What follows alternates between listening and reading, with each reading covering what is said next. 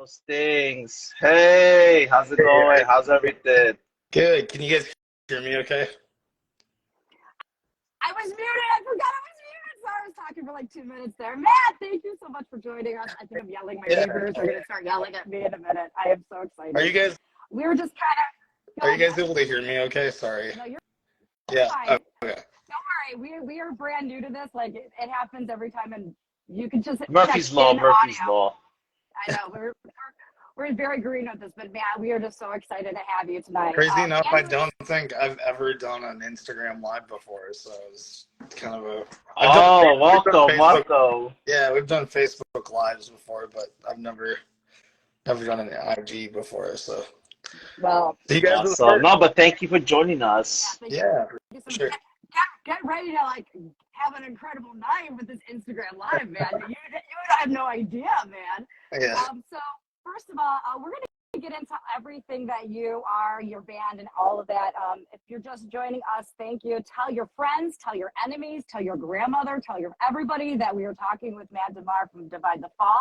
Like this is our shot, Matt. Like you have no idea. Like you're humbling us because this is like a big fish catch because this is kind of like a meet cute because I saw you guys back in February, and I'm sorry, April when you guys were playing in Columbus, Yeah. and I shot my shot. You guys were incredible. I've seen you guys before because I'm a huge Cole fan, and we're gonna get into the tour, 54 city tour. You guys just came up. Like I think you guys are just shy of 2 months of being off the tour. Yeah. It's been kind of a crazy adjustment period to like being home again. But we Yeah, just let's get now into that. kind of What was like kind of on go the ahead. road? What was that like? What's that like, life on the road? Because all of us are pretty much homebodies here. Yeah. It was cool. I mean, like it was definitely the longest tour we've done, like as a band so far. Like every tour we'd done prior was always like maybe a month at the longest. Like I want to say the last time we went out with Cold, we only did like half of the tour, like one leg of the tour. So I think it was maybe for like 20 shows, and then we've we've toured with a band called Starset too. We did that last summer. I think that was about the same amount of shows also. So yeah, I kept in touch with Scooter from Cold over the years, or I guess like the last year and a half. And I designed some like band merch for them for their last tour. So not the tour that we were on, but I think it was called the Black Sunday tour. And so I designed some merch for them. And then, so when the Spider anniversary tour was like being talked about, he hit me up for making like the tour ad mat and for making like their shirt designs for that tour. And he was like, "Hey, by the way, like, what are you guys doing in the spring?" And I was like, "Well, I mean, at that point, we didn't have any plans or anything, so it was really cool for them to like keep us in mind like that to be able to go out with them again." I mean, they're such a great group of people too. I mean, it, I actually have a question because yeah, I got to see you in Columbus, and then I saw you guys in Cleveland, which yeah, was the last show of the tour. We got to get into the funny story how we actually hooked up because I literally ran into the VIP line like a boy because it was so embarrassing. But we'll get into that in a second because sure. you have no idea. I fucking embarrassed myself so much in front of Ethan and everybody. You have no idea. But we'll get to that because we want to actually hear more about you because we're kind of a hodgepodge here. We're getting together. We're mixing some mediums here Yeah. because Andy and I, we tend to do a poetry forward podcast, but it's not just poetry. We're artists. We're creators. We're all, what really drew us to you or you to us is in Columbus, I believe it was Ethan that talked about how you guys are not on a label. You are a DIY. What you do is what you do. You put it all together. You tour. Everything is your own blood, sweat, and tears, which Yeah. is kind of like us artists here. So talk about that lifestyle because you all had jobs. We have jobs. Like we're all artists. That's why I'm so excited to have you on our fucking show. Like you're Yeah. legitimizing this community cross, breeding situation that's Crossover. happening here. Yeah, Yeah. yeah. So So what's it I'll like kind of like touch back to like the previous comment you made where you're like, "Oh, this is a really big deal for us or whatever." But I'll be honest, like we're not that big of a band yet. Like we're You fortunate went enough on that we've a gotten to do. 54 city tour. Yeah, First of all, you went on a 54 city tour with Cold, who like that was my legit fucking band, man. Like I would go yeah, travel and see them. So that was legit. I want to talk about the pranks you guys were doing throughout the sets. Like that was hilarious. I want to go into I was the gonna shenanigans. apologize for that too, because when you came to Cleveland, I was like, so the last tour that we did with them, like I said, we only did like half of the tour, so we didn't really get to do like a cool like end of tour prank or anything. And so I was like, since we're on this whole tour with them, like we have to do something to like, we have to do some sort of like end of tour prank. And we were like the direct support band, so I felt like if anybody was going to do a prank on them, it had to be us, because I loved always seeing like bands do that. Like I grew up listening to like a lot of Seether and like 3 Days Grace bands, Oh yeah. or Breaking Benjamin too. Like those bands used to Mhm. always like do pranks on each other, like when they would tour together. So I was just loved seeing that, and I was just like, what's something that we can do that's just kind of fun? And I was a little bit worried. Like I was afraid that like maybe some of them might get mad, but I think like by that point, like, everybody's like knows each other well enough, and they know it's like all in fun, so but yeah, I don't know. So I wanted to apologize to you, because like I know you were, when you first got to the show, I was like kind of right in the middle of like trying to orchestrate all of those like pranks like going on that night. So but yeah, it was fun though. I mean, it was everybody Oh had my gosh. stuff, so. First of all, I know better because I do have siblings in the music industry. I mean, they're a legit band. There's Bella, their syndicate. My half brother, his name is William Faith, and he played for Christian Death a little bit. He's a legit musician. You guys are legit musicians too, but so I know better than to show up on the last day of a tour. Also, what was really funny, Matt, is you had me in such a fucking crazy headspace because on the way to see you, I was actually 20 minutes earlier. And sorry, everybody, this is actually really fucking funny. So we're going to get into real shit about Matt and his band and what you really came to see and hear about. But this is kind of fucking funny. Because, Andy, you remember this. On the way to see you guys, on the corner was Habitat for Humanity set up. And I was just like, oh my God, I'm going to go fucking talk to Matt. This is going to be so great. And they're like, oh, somebody's happy for once. Hey, what's going on? And I was like, oh my God, I'm about to go blah, blah, blah, because I'm a fucking nutbag. I'm sorry, Matt. But I'm living the dream here at 41 years old. Right, Andy? And so we filmed them on the podcast, and then you could really see the difference between who a professional is and what an amateur sounds like. Because I started showing this video to my students, and I'm like, will you guys see my podcast? And they said, oh yeah, of course. So then I'm like already giddy, and I was talking to the guy, but I was supposed to see you because you're going to be going on set. And I'll get to the point. But I'm like, I'm running to see you, and the guy's like running with me because it was like we're trying to get charity on board. I was all about it. And I'm like, wait a minute. This is Habitat for Humanity. If they're pissed about this, then fuck them, because it's charity, So I do talking for another second. So that's why I was a little bit fucking late. And then I was like, so don't fucking apologize to me, man. I was a little bit late. Yeah. And not just that, I saw Ethan. I was already like turned around, all giddy. I'm like, I've been to the House of Blues so many fucking times, and I've never been to the side stage. And so when he first directed me to that, I thought that was the VIP area to begin with. So I'm like, Ethan, I'm a nobody. They're just not going to let me in there. And he's like, yeah, they will. So I go in. And then, guys, you know what? I finally fucking find you. And I literally run into the VIP row because I'm looking at you. It's waist high, Andy. And I'm like, and then the security guy did not want me near you. Yeah, so that was awesome. To that point, if I remember correctly, there were like a few people that kind of had snuck back in that like sectioned off area, and they were being kind of like belligerent, and so we had already had security like remove them from that area. So I think at that point when you were walking up, like they were already very like on top of it, like trying to make sure nobody else, because that is supposed to be like, that area is kind of supposed to be sectioned off for like the bands and tour staff or whatever. So, you're professionals, you're artists. Like, I respect your space. Which was, again, I didn't see the rope, which was supposed to be the second time though. Is at the end when I came and see you after Coldplay. The other guy was just like letting me walk right by there. So right. I had the taste of both worlds. But I didn't take advantage of it because I was too already like fucked up all up. So I just left.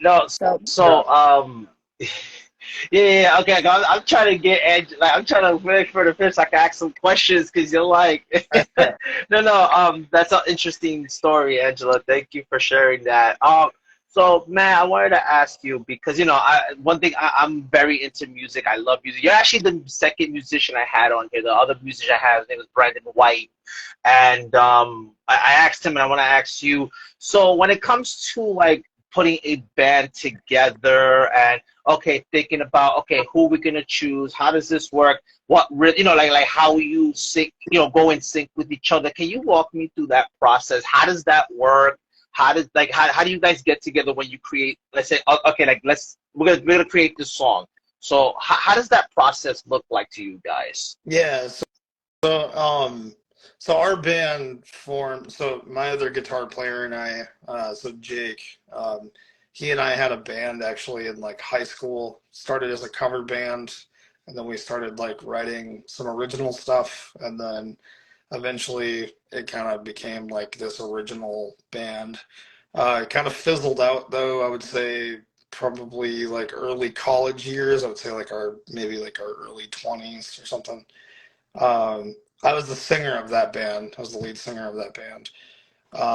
And then so I don't know, a couple of years went by and I kind of started to get the itch again where I was like, I really like kind of have like a different idea for a type of band that I would want to start. And it was kind of when the idea for this band started. But I was like, I don't really want to be the singer anymore. I'd rather find like a handsome dude that also has a much better voice than I do. I have like I would say like a decent singing voice, but like, I don't think I was lead singer material. And I was like, I would just rather have like, I'd rather take the back seat and just do like harmonies or like, backing vocals where they're needed. So at the time I was the bass player because we did have another guitar player. I was another friend of ours whose name is also Matt.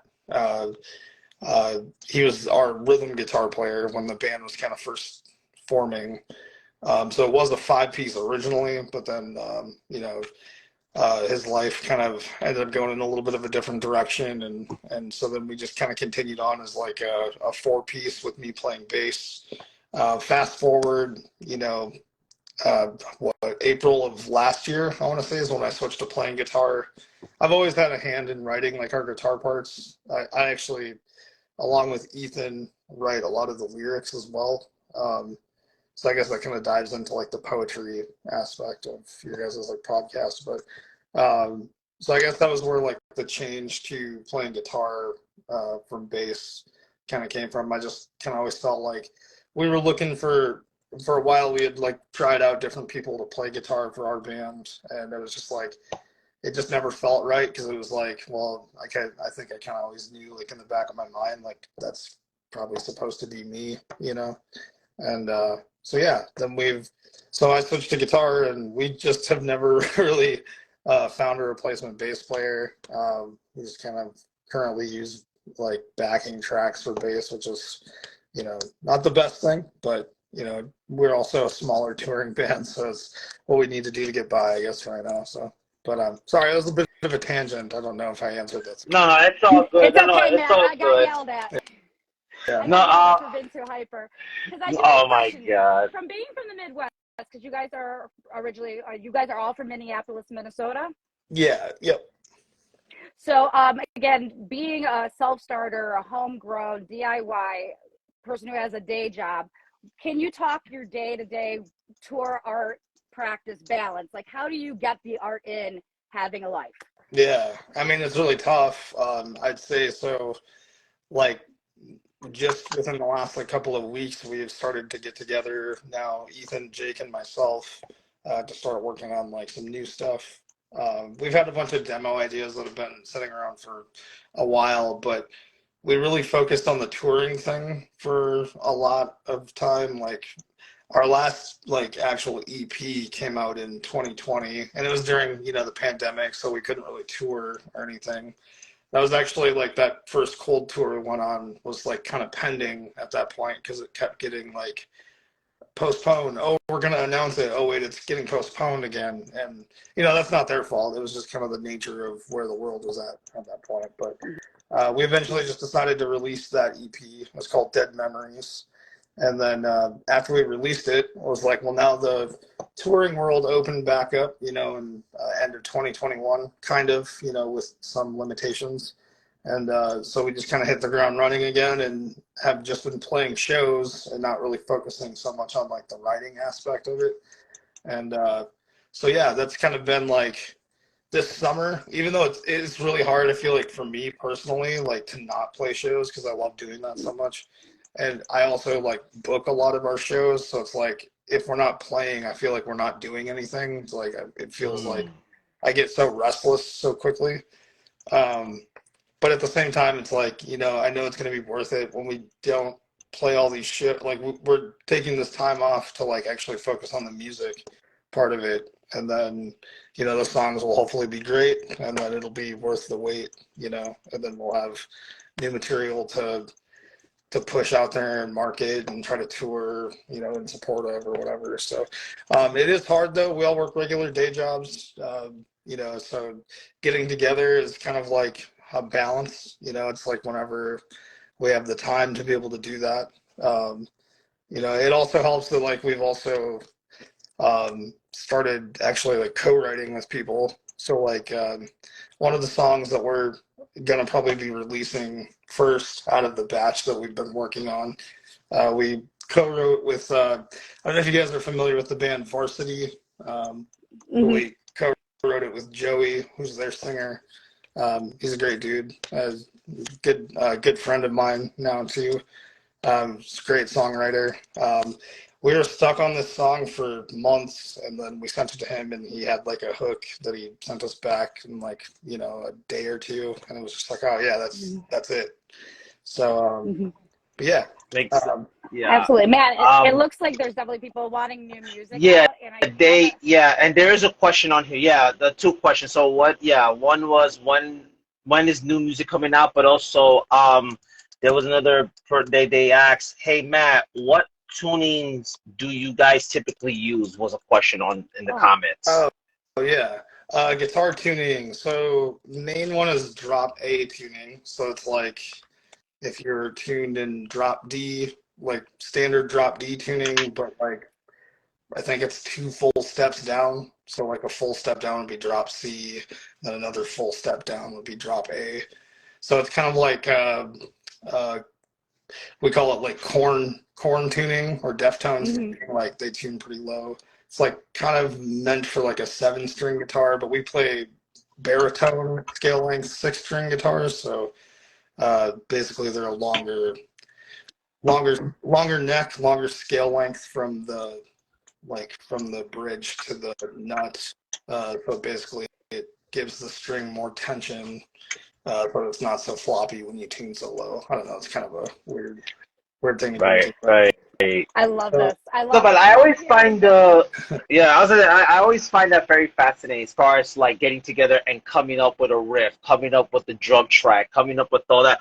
Like, can you give me an example of like how long would one song, let's say, take, and how does that process look like?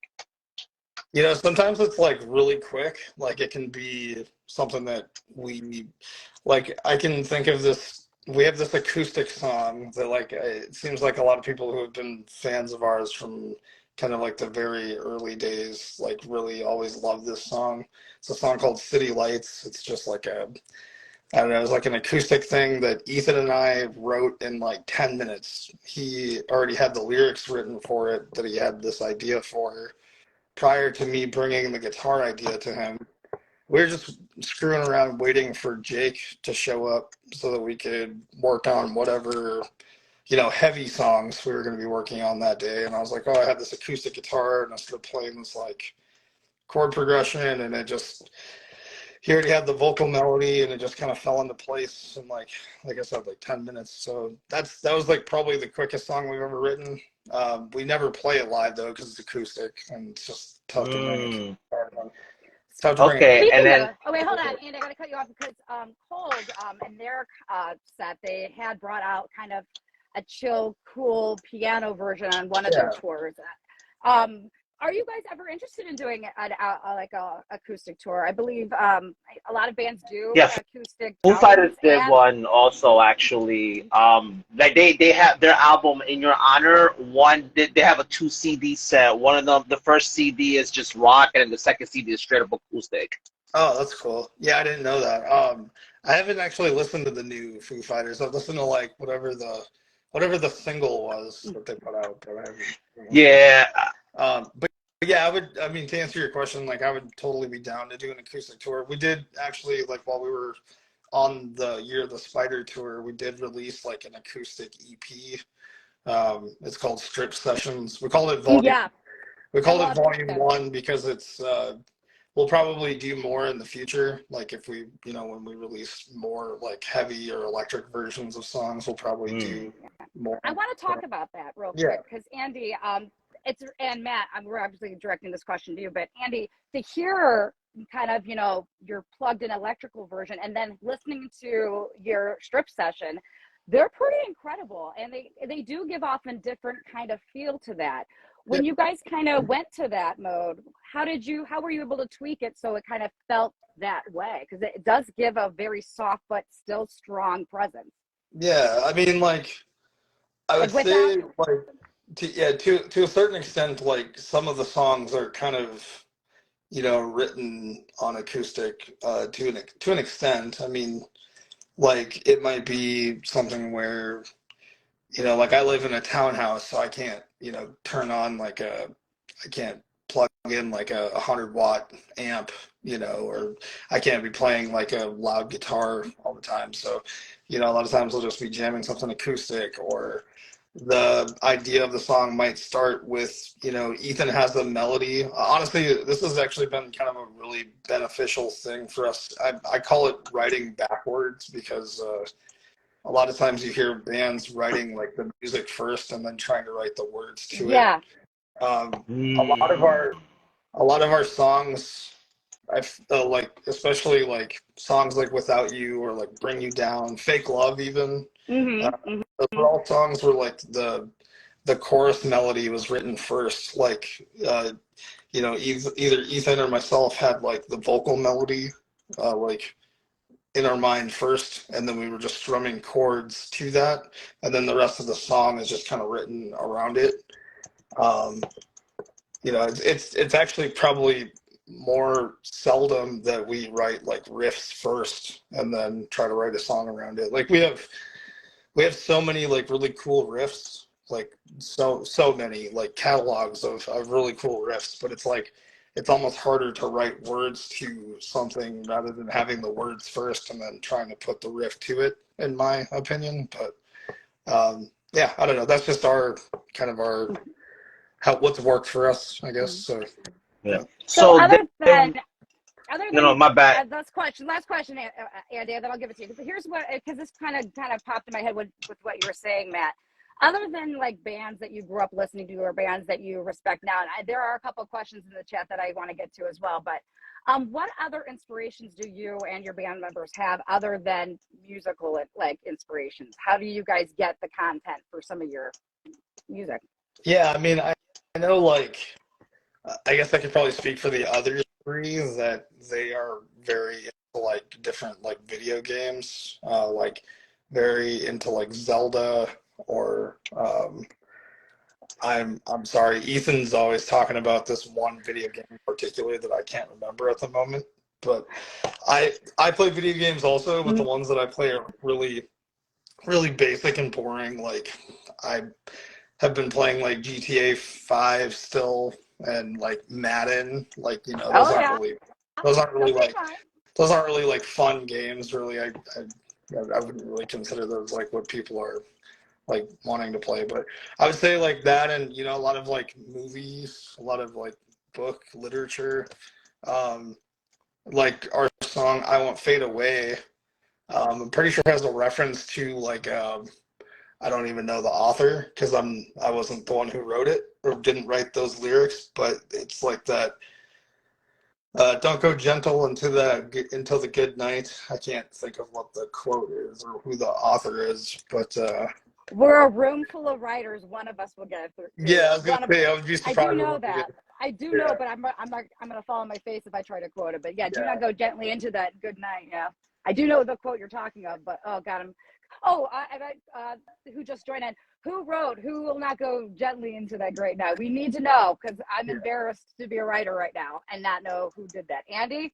I feel bad that I don't remember it, but I'm a I could teacher probably too. Google it. I could probably Google it, but Oh gosh, somebody else can Google it for us. I'm sure somebody can give us who did that. So, no, so I did get some questions. I don't know if I pressed it by accident. It says questions answered. I don't know if somebody already answered that question with, is playing the guitar similar to playing the piano to you? And then, there's another questions that said, what bands would you like to tour with in the future? And the other question was from Cass. It says, would you want to come back to Montreal anytime soon and finally try Poutine? It's Cass, by the way. Poutine? I think she's I meant was talking Putin. about this Yeah, today. yeah. Yeah, Cassie, she's amazing. She's like our biggest, like, probably our biggest fan from Quebec. So, she actually on the cold tour, she drove like, I want to say like 6 or 7 hours from Montreal to, I think the closest show was Syracuse, New York.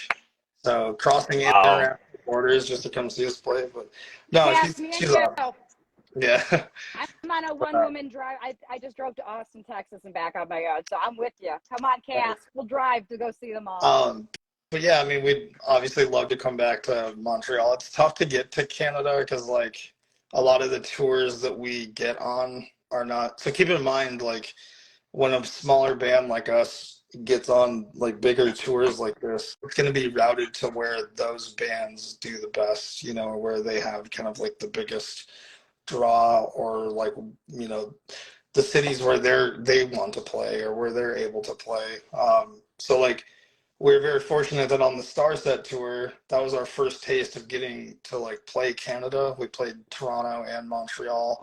Montreal was probably one of my favorite shows on that tour because like it was kind of like a little taste of France for just like a day. You know, it was everything's in French. The people were so nice. I felt so bad because none of us speak French in our band. I think Ethan can understand a little bit of it, just like very basic stuff. But it was like thank you for bearing with us because like I even made the joke that like I'm gonna have to like learn some French before we like come back. Sacre bleu.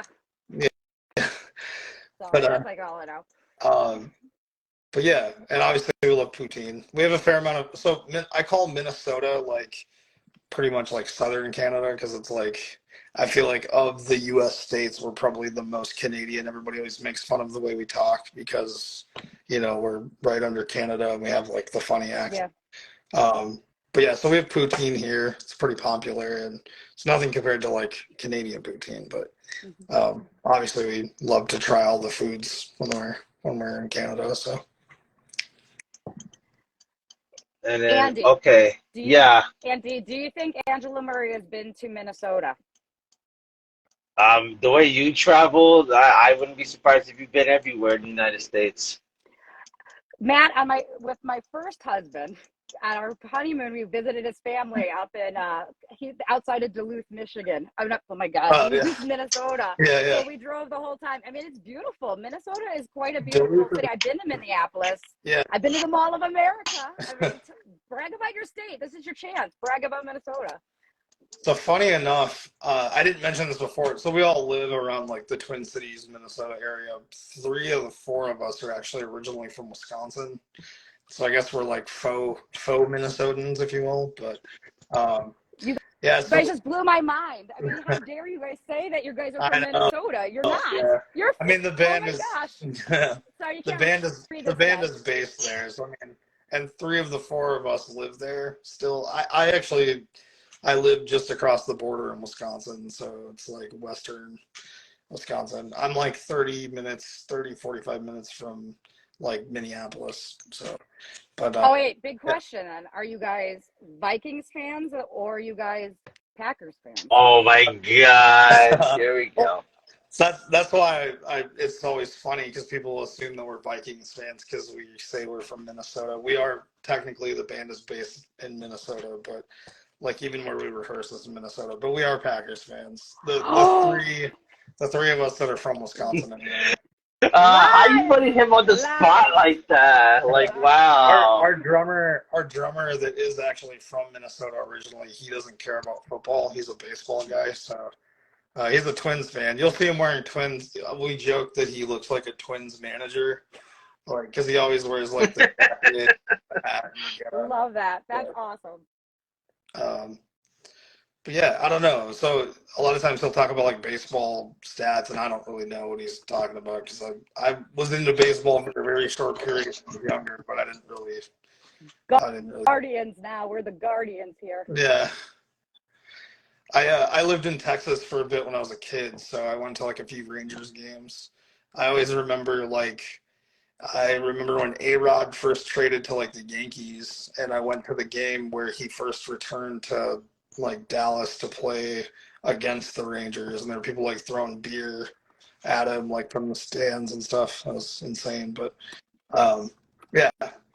But I mean, I've had Jack explain like the rules of baseball to me like multiple times, and I don't understand it. I know you're wearing like an Angels hat, so you're probably like No, no, no.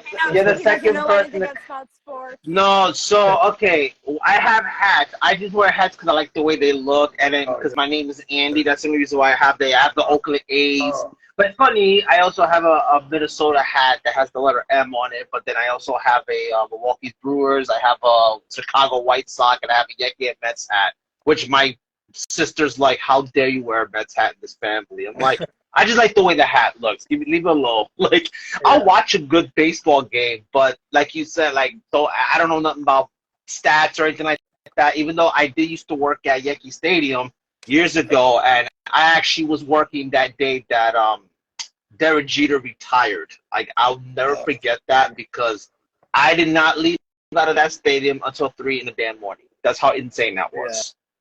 I bet. Yeah, that would be insane. I was like, wow, and it was so sold out. I was like, yo, it was like I don't know how to compare this to, but I felt like I was watching one of those, I guess, soccer games from like Argentina or something, because that's how rowdy and crazy it was Yeah, that day that Derek Jeter or they're was like rioting. retiring. Yeah. Well, I probably not for like a retirement. Never mind. I know when they win like the World Series or whatever, it's like still like riots and stuff. But Oh my goodness. But yeah, So, if you're just joining us, we are talking baseball, everybody. No, I'm just kidding. We are talking with Matt DeMar from Defy the Fall. We still have a couple of questions, but one question was, what possible bands would you like to tour with in the future? But I have a side question with that. How did you and Cold really hook up? Because again, I enjoyed watching the prank camaraderie. I mean, I thought it made the show really enjoyable to watch as a fan as well. yeah, So what are some bands you'd like to tour with or you're going to be touring with? And then also, how did this whole Cold situation happen? yeah.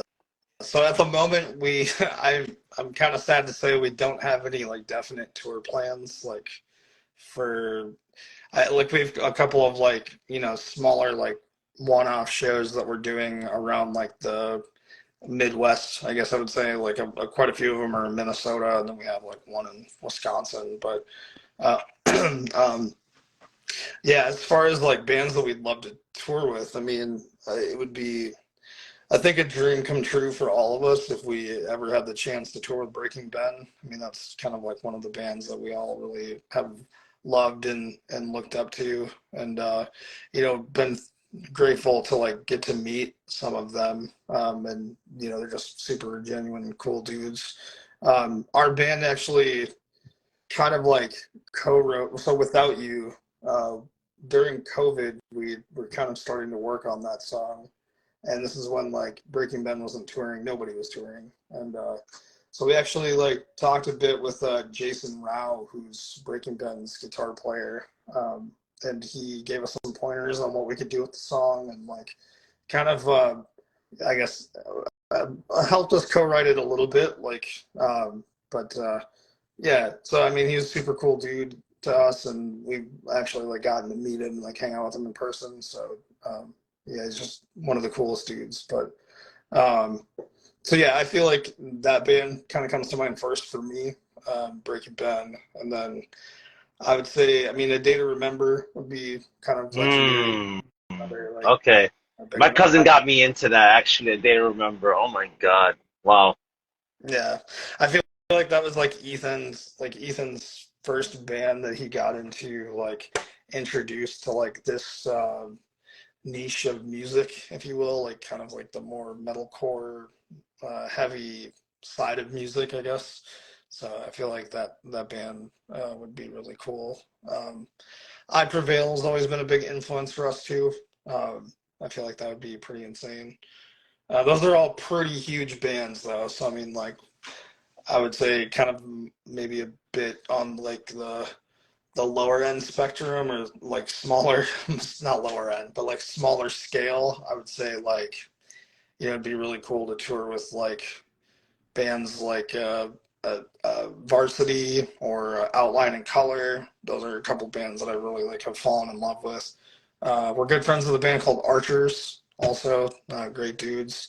I'd love to tour with them again. We toured with them actually like 2 weeks before the pandemic shut everything down. So we did like a short weekend run, and then they're kind of popping off now. Like they have a bunch of cool tours coming up, and some cool opportunities coming their way. So, but yeah, I don't know. There was another part to that question that I feel like I'm missing. Cold. How did you and Cold hook up for the 54 city tour? And then I have a follow-up question from our chat.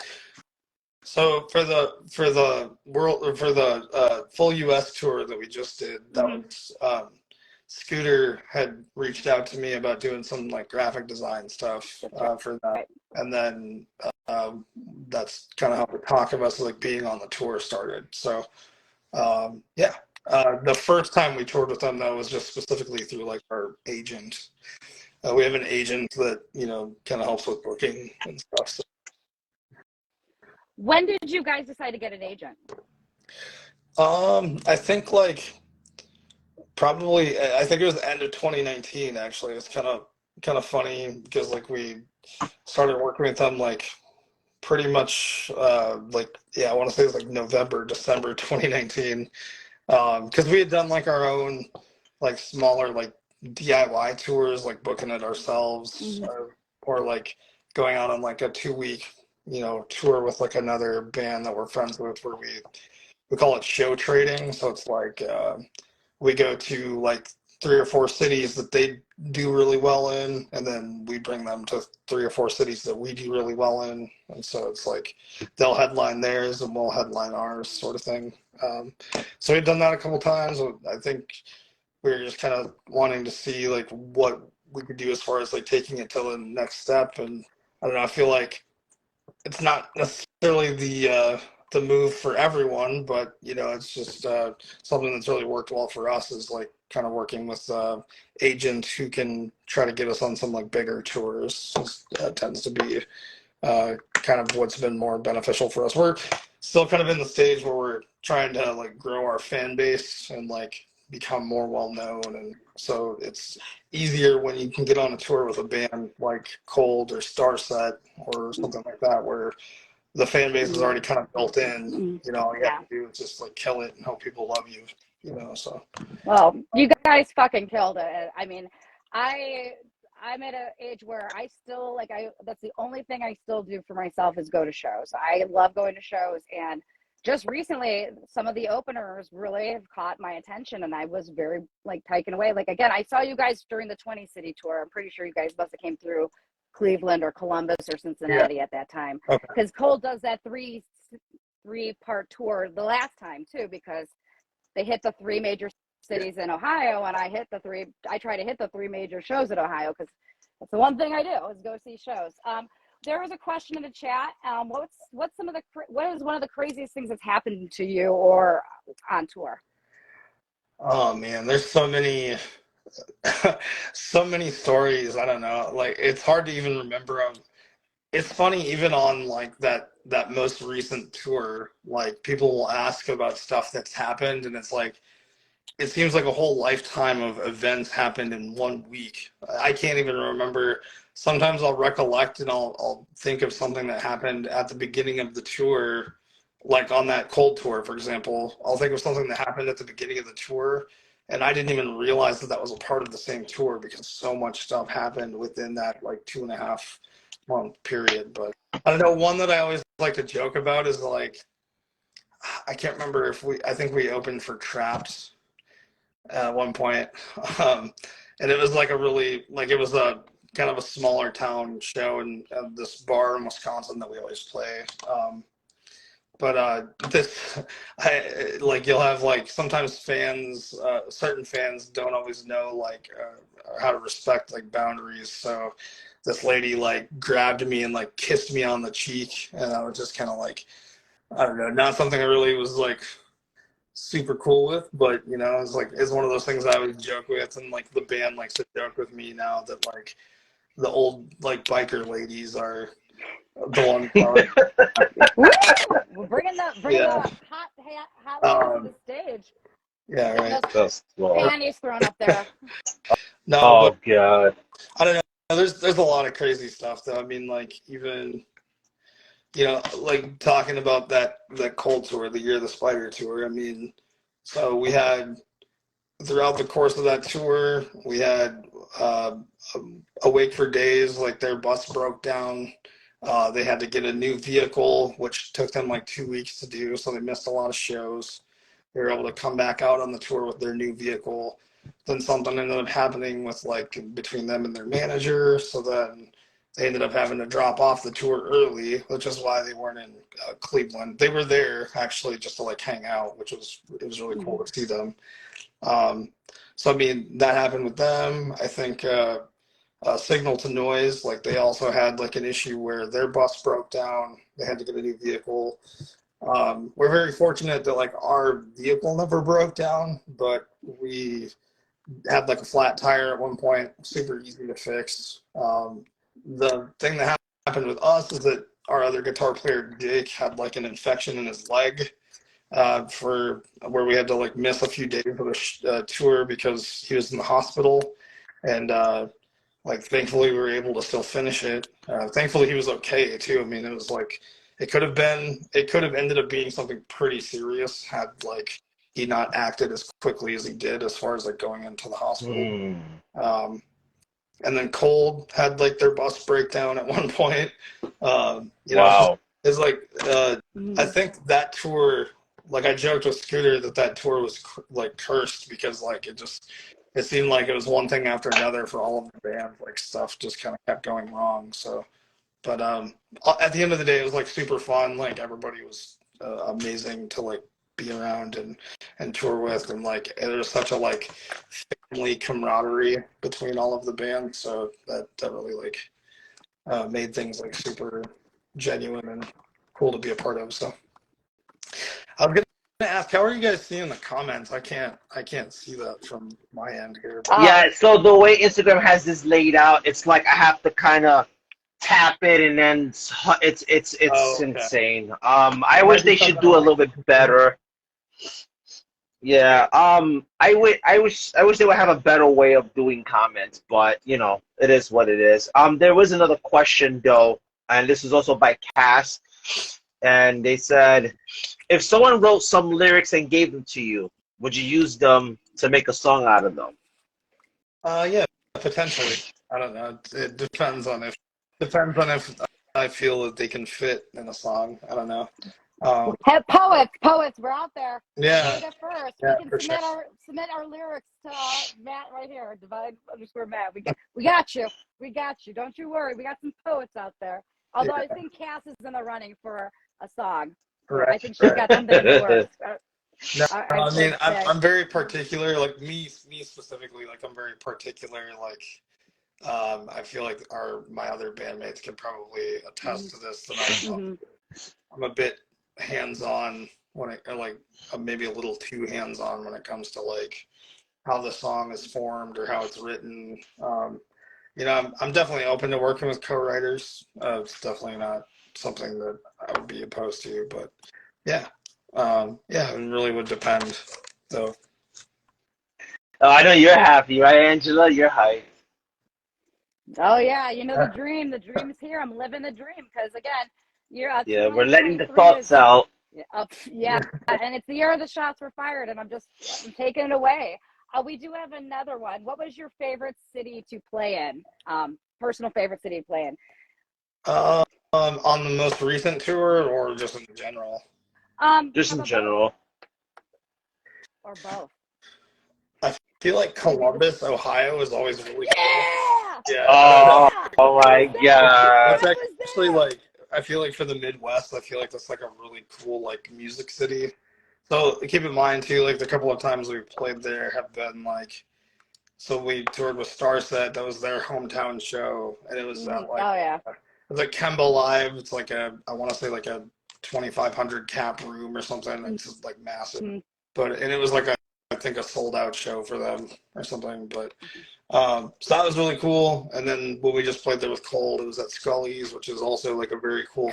That's Um, Columbus. yeah, so That's I just, Columbus! yeah, Columbus, Ohio! but Columbus is always cool, and then Toronto too, like Toronto and Montreal. I mean, if we're talking about the Starset tour, Montreal was probably my like equal favorite to Columbus, but Toronto is always really cool. Like we actually did a at the beginning of this most recent Cold tour, we did a one-off show. We did our own like headlining show in Toronto, and yeah, I think we drew like maybe 80 people or something like that, but it was still like super fun to like get to just do like our own show, and it was crazy to only have played there one time before and have that many people like come out and support us. So, but yeah. I'm holding this up because did you choose not to say your hometown because you didn't want to upset the Wisconsin hometown? No, I mean, so shows in Minneapolis are always awesome. I mean, I try not to include it because it's like kind of a given. Like, you know, we play our hometown. Like, we try not to play here a whole lot like now, but like I would say prior to 2019, we probably would have done what's called like oversaturating this market. So like Mm-hmm. we would jump on any and every show that would come through here, you know, or we'd headline our own shows. So um, we try not to play here more than like every, you know, few months at most, just because it's like ultimately it's going to be better for your draw to each show if you spread them out versus like if we played here every week, you know, we'd have 5 people show up to every show because they can just catch the next one, you know. So, but yeah, sorry, I don't know. So it's okay. So I officially have a follow-up question. Where would you like to future tour? Like if you could tour anywhere in the globe, like divide the fall. Like again, we're connecting to people all across the globe now. We're like we have international poets that connect with. We're just starting out, but we're building the bridge internationally, Matt. And that's the whole reason why you belong on this show and why we're so grateful to have you because we're connecting people to other people that we might not have ever gotten to know otherwise. So where would you in the entire globe would you like to potentially tour? I mean, I think it'd be really cool to play. I mean, anywhere on the other side of the globe, honestly, like Europe or Russia, even though things are not good right now with the world. So keep in mind, despite current events, I think that music fans in Russia are very like dedicated and like super loyal. So, you know, yeah, Absolutely. People deserve to have good music and reach out to music that's going to inspire them yeah. in whatever Also, way. like Japan, I feel like would just be super cool, like super fun. I don't know, it's cool to like see some of those bands. Like I Prevailed is just now like starting to tour in like Japan and stuff. Mm-hmm. Like I don't know, it'd be cool to get to that point. We do sometimes get tours that come through the pipeline that are like, oh, you could go out with X band, you know, in Europe or whatever, and it's like I don't really feel like we're at the point yet where we can really do that and it make a lot of like financial sense. So like as cool as it would be, I just don't think we're there yet. So I would like to maybe conquer the U.S. a bit more before we, you know, in Canada, we can consider ourselves an international band now because we played Canada a few times, but like, you know, Cass would say so. yeah, like, you know, I would say like Canada and the like I guess North America would be kind of like I feel like where we're probably going to be trying to build ourselves up quite a bit more for the foreseeable future anyway. But who knows what the future holds? I guess. But, Yeah.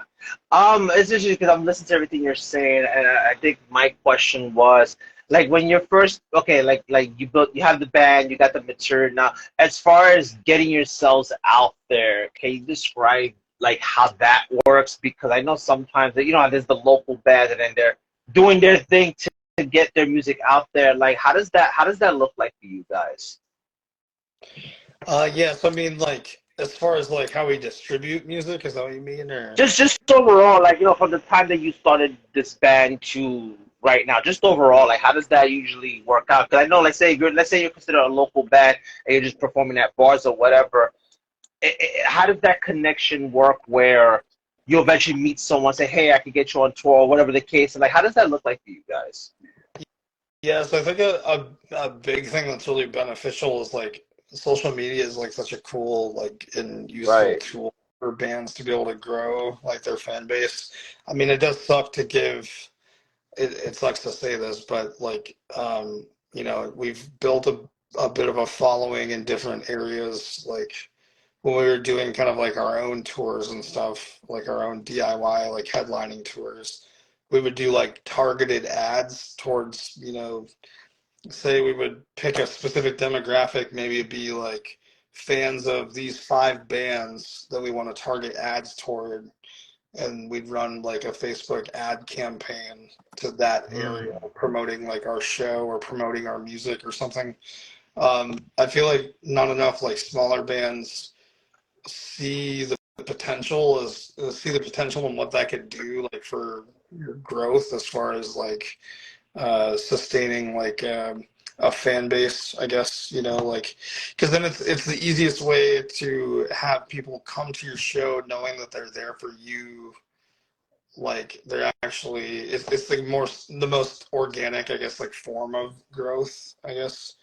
Like it's cool to do these like really big tours where like we have people already coming to the show and then they discover who we are, and that's awesome. But like uh I guess it's maybe a bit more beneficial for smaller bands to invest the money into like marketing themselves so that the people that are coming to their shows are coming there specifically for them, and then it's like kind of building a long-term like relationship with that fan base, or I guess hopefully that makes sense. But That makes perfect sense. That makes Absolutely. perfect sense. Um, yeah, So you got it. Yeah. absolutely. So Andy and I, we're kind of just starting off, just like you said, you're kind of, you feel like you haven't broken yet. I feel like in our eyes, you're pretty much there. I mean, a that few we are tours through broken. tour. I'm just kidding. Yeah, well, no, uh, broken. Yeah, This is that's a new not song, right? this is not Amy But Lee. Come on now. yeah, It's yeah. either. again, like we were just talking about things like how we are trying to grow as well. But you guys have this beautiful merch. I know that you guys have a sale going on with your merch right now. Is that correct? I think I've We seen that. do. Yes, Um, we, I will we say this: if you guys are following Unraveled Influence and us, we're gonna do a giveaway because I have a couple extra shirts from the oh, tour. So if you had a large or extra large, I'll put something up in either the story, and we're gonna be doing an open mic with our pals at Origin of Thought in a minute. Andy, I'll have you do the kind of the spiel about that in a moment, but we'll do a giveaway. So we're gonna give away one of your shirts because we like to give away people's work because our platform is all about getting people's work to out to other people. Because like you said, Matt, you guys are an incredible band. I'm kind of sick to my stomach that I didn't know that you guys before I hit you guys up with the cold because like I know you were kind of humble about your own voice, but I do have to admit, I've always wanted to be a singer in a band, punk rock yeah. always, but I'm like a dorky teacher instead. But I got to be honest, Ethan's voice is like liquid butter. Oh my God, he has such an incredible voice. I He totally feel does. like why you feel insecure. Your voice is Liquid incredible too. Yeah, butter. it is. I And never heard. you Wait, I've never heard of that term before. Liquid. That's a new one. I gotta steal that one. Liquid his voice butter. is strong, it's masculine, but it's also so soft and harmonious at the same time. And your stage presence alone, I mean, we didn't get a chance to really brag about like as the spectator how incredible you guys are to watch and enjoy. I mean, you were so open to even have this conversation with us, and that just proves that you guys are at this moment. You're accessible. You have made so many incredible connections to people who have been in the industry for a long time. And again, we're simpatico because you've taken life lessons by doing the work, by following your passion. by working with people that you want to work with, that work for you. And I know we can get into like, ooh, tell me some dirt later, but unfortunately we're almost out of time because this is such a incredible conversation. But yeah, again, you guys are, in my eyes, you're there.